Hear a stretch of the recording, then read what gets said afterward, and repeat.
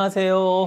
광주 미희TV입니다. 오늘은 인공수정과 시험관하기 시술 중 어떤 방법을 선택하는 것이 나은지에 대해서 설명드리도록 하겠습니다.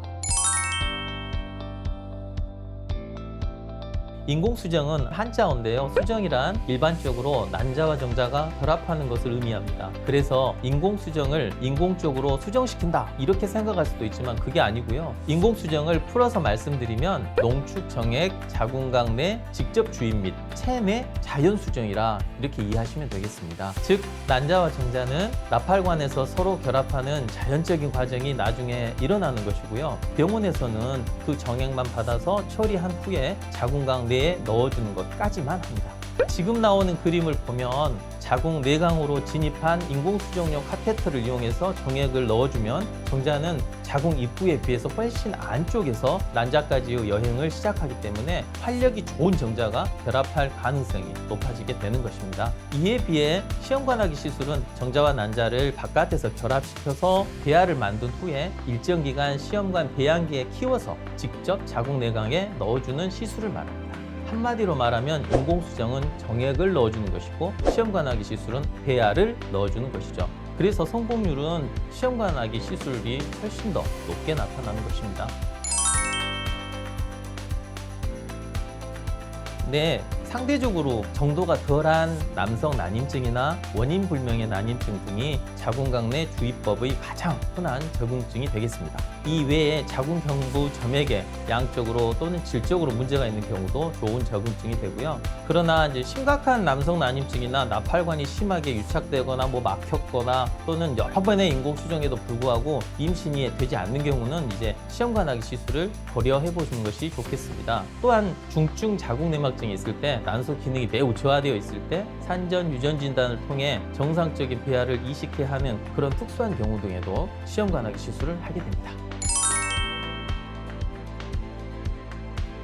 일단 자궁각 내 인공수정을 하기로 결정되면 배란 시기를 잘 파악해야 됩니다. 생리가 시작되면은요, 약이나 주사를 사용해서 한 열흘 정도 난포를 자라게 합니다. 그 사이에 초음파를 두세 번 정도 며칠 간격으로 보게 되고요. 배란일이 일단 정해지면 부부가 같이 내원해서 시술 과정을 진행하시면 되겠습니다. 예를 들어 아침 11시에 인공수정을 하기로 했으면 9시 전에 남편의 정액을 채취해서 2시간 정도에 거쳐 정액 처리를 하게 됩니다. 그러니까 부부가 일이 있으시다면 반드시 두 분이 같이 오실 필요는 사실 없는 거죠. 그리고 시술 자체는 이식하는 관만 잘 들어가면 1, 2분이면 끝날 수도 있습니다. 그 후에 이제 병실에서 한 30분 정도 안정 취하시고 바로 나가셔서 일상생활을 하시면 되겠습니다. 어떤 분들은 혹시나 서서 걸을 경우에 중력의 영향으로 정자들이 흘러나오지 않을까 걱정하시곤 하는데 아주 격렬한 운동만 아니면 일상생활을 하시는데 전혀 제약이 없고요. 그런 일은 일어나지 않습니다. 시술을 하고 저 같은 경우는 12일째 혈액검사로 임신 여부를 확인하고 있습니다.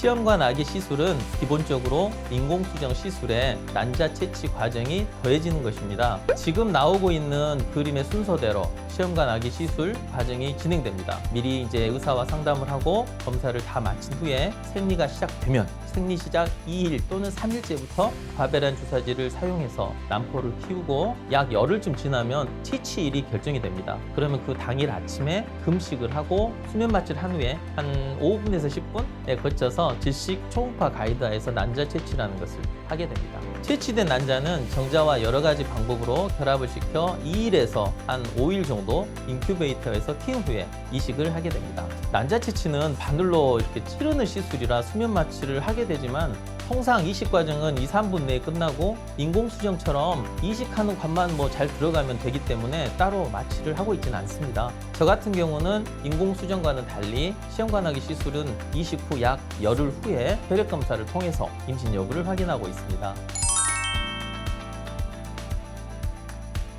먼저 이번 영상의 제목이 인공수정과 시험관하기 시술 중 나에게 맞는 방법에 대한 것이었죠. 아주 간단히 말하면 절차는 사실 있습니다. 먼저 부부관계 시도를 해보고요. 그래도 안 되면 인공수정, 그래도 안 되면 시험관하기 시술, 이런 순서가 되겠습니다. 하지만 부부의 상황, 원인, 나이 등을 고려해서 주치의 선생님과 최적의 방법을 찾아가는 것이 정답이라고 생각합니다. 그리고 말씀드린 대로 나이나 원인 등 여러 요인에 따라 달라지긴 하지만 인공수정의 성공률이 20%를 넘지 못하고 시험관하기 시술 역시 45%를 넘기가 쉽지 않습니다. 여러 번 시도해서 통계를 내는 누적 임신율은 물론 훨씬 높아지지만 결코 100%가 되지는 못합니다. 사실 신의 영역이 존재하는 거죠. 그래서 준비 중인 부부들 모두 정성을 다하고 많은 고민도 하고 건강하게 살려고 노력하는 것이다 라고 생각합니다. 시술 과정은 물론 힘들고 피곤한 과정입니다. 중간에 이런저런 생각들도 사실 많이 들곤 하죠. 하지만 우리는 최선을 다하는 것이고 결과는 주어지는 것이라 믿고 진행했으면 합니다. 아기가 걸어오질 않으니까 우리가 마중 나가는 여행이다, 이렇게 생각하시고 진행하시면 되겠습니다. 오늘은 여기까지 설명드렸고요. 영상이 마음에 드셨으면 구독, 좋아요 부탁드립니다. 감사합니다.